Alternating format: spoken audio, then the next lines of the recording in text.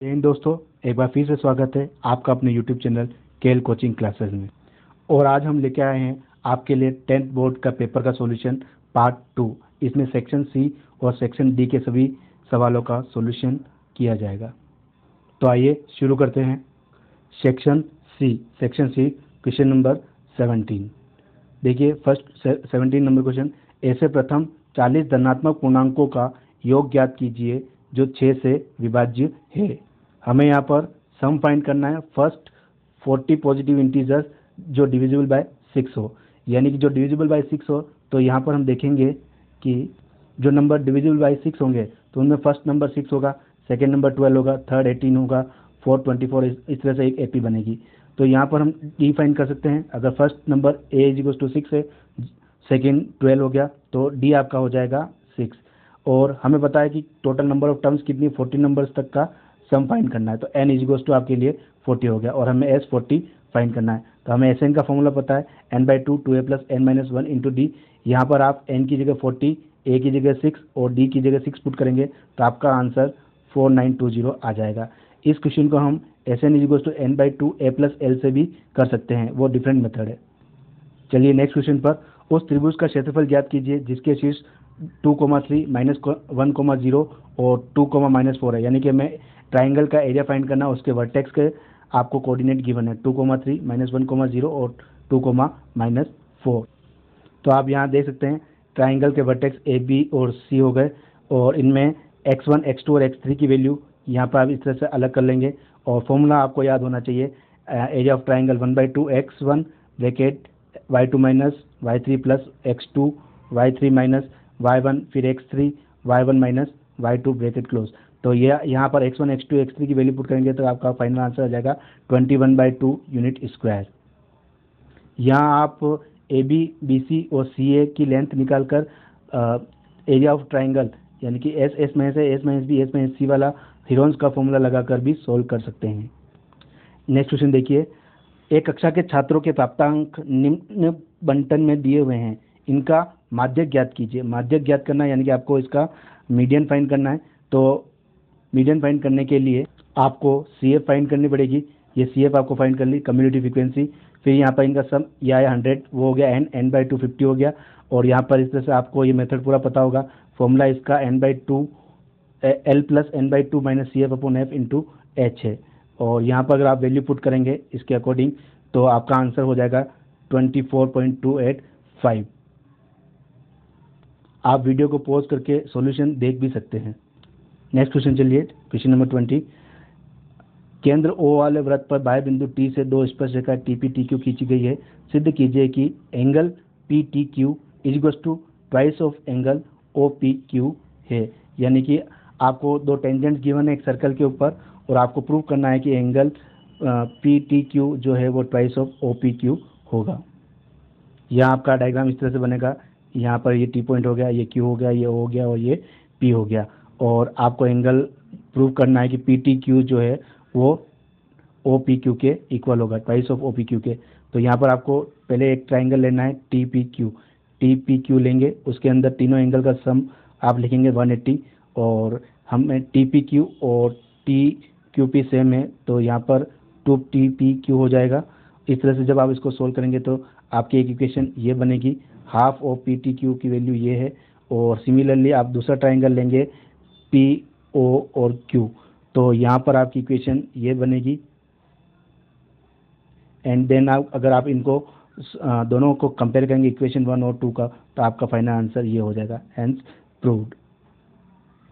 आप इस क्वेश्चन को दूसरे मेथड से भी कर सकते हैं। यहाँ आप एंगल O और T का सम 180 होगा और फिर ट्राइंगल POQ लेकर आप एंगल P और एंगल Q को सेम बता देंगे तो आपका यहाँ पे एंगल POQ आ जाएगा और आपका एंगल P जो गिवन है OPQ वो हो जाएगा और प्रूव हो जाएगा। इसके लिए अगर आपको पूरा सॉल्यूशन देखना है तो आप कमेंट बॉक्स में कमेंट कर सकते हैं, मैं उनको भेज दूंगा।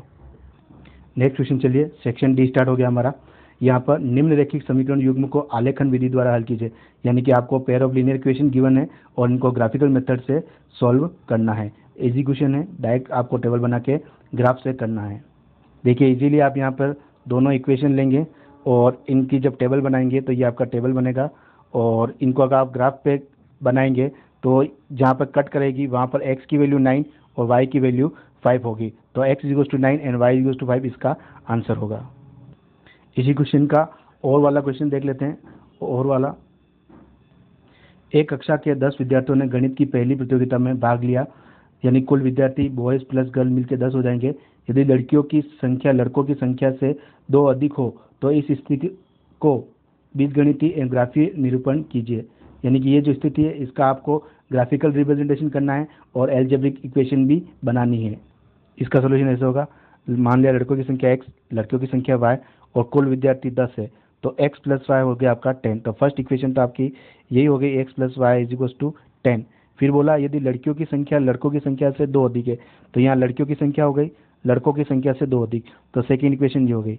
ये एज का एल्जेब्रिक रिप्रेजेंटेशन हो गया और इसको आप ग्राफ में बनाएंगे तो ये टेबल बन गई। इसको जब ग्राफ में बनाएंगे तो आपका सॉल्यूशन हो जाएगा। तो यहाँ जस्ट आपको ग्राफ ही बनाना है और एल्जेब्रिक रिप्रेजेंटेशन ही करना है, यहाँ पे आपको एक्स वाई के सॉल्यूशन नहीं करने हैं। नेक्स्ट क्वेश्चन है आपका ट्रिग्नोमेट्री से प्रूफ करने वाला। यहाँ पर आपको दिया है under root of 1 minus cos A upon 1 plus cos A is equals to cos A minus cot A, ये आपको प्रूफ करना है। तो काफ़ी इजी था, अगर आपको इसकी स्टार्टिंग पता हो। आपने इसका LHS लिया लेफ्ट हैंड साइड और ये आपका राइट हैंड साइड। LHS लिया आपने, इसका रेशनलाइज कर दिया आपने, ऊपर वाले का रेशनलाइज किया 1 माइनस कोस ए का मल्टीप्लाई ऊपर और नीचे किया। जब आप इसको सोल्व करेंगे तो 1 minus cos A into 1 minus cos A 1 minus cos A का होल स्क्वायर और नीचे हो जाएगा a plus B A minus B से 1 स्क्वायर माइनस कोस स्क्वायर।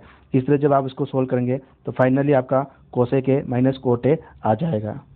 इसके और वाला क्वेश्चन देखिए, sine A plus cosec A का whole square plus cos A plus sec A का whole square is equal to 7 plus tan square A plus cot square है, हमें ये प्रूव करना है। तो यहाँ आप एक LHS ले लीजिए और उसको RHS के इक्वल प्रूव कर दीजिए। ये भी इजी है, यहाँ पे आपकी इक्वेशन ये गिवन है, इससे आपने LHS ले ली। LHS में sign A plus cos A का होल स्क्वायर लिखा हुआ है, तो आप सोल्व करेंगे a प्लस बी का होल स्क्वायर से। फिर कोस ए प्लस सेक ए का होल स्क्वायर लिखा हुआ है, इसको भी सोल्व करेंगे तो sin A plus cosec A का होल स्क्वायर और इनका होल स्क्वायर जब आप सोल्व करेंगे इस तरह से आपकी इक्वेशंस बनेगी और आपका फाइनल आंसर 7 कोट स्क्वायर है प्लस 10 स्क्वायर है हो जाएगा। आइए देखते हैं नेक्स्ट क्वेश्चन। नेक्स्ट क्वेश्चन में 2 क्वेश्चन थे और दोनों में से कोई एक करना था। एक आपको बहुलक निकालने के लिए कहा यानी कि मोड फाइंड करने के लिए कहा है और दूसरा आपको माध्य यानी कि मीन फाइंड करने के लिए कहा है। तो आइए देखते हैं इनके सॉल्यूशन। काफ़ी इजी क्वेश्चन है ये भी। यहाँ मोड फाइंड करने के लिए आप देखिए इस तरह से आपको टेबल बनानी है। हाईएस्ट फ्रीक्वेंसी 44 है, तो ये आपका मॉडल क्लास हो गई ये 40 to 45 और F1 की वैल्यू 44 हो गई। F0 इसके ऊपर वाला होगा और F2 इसके नीचे वाला होगा। और यहाँ पर आपकी मॉडल क्लास ये हो गई। L की वैल्यू 40, H यानी कि इनके बीच का डिफरेंस 15, F0 F1 F2 की वैल्यू। फॉर्मूला हमने लगाया मोड का L plus F1 minus F0 upon 2F1 minus F0 minus F2 into H। Value यहाँ पे पुट करेंगे तो आपका आंसर आएगा 48.571। और नेक्स्ट क्वेश्चन देखिए इसका सेकेंड पार्ट जिसमें मीन फाइंड करना था। तो मीन फाइंड करने के लिए आपको पहले x फाइंड करना रहेगा।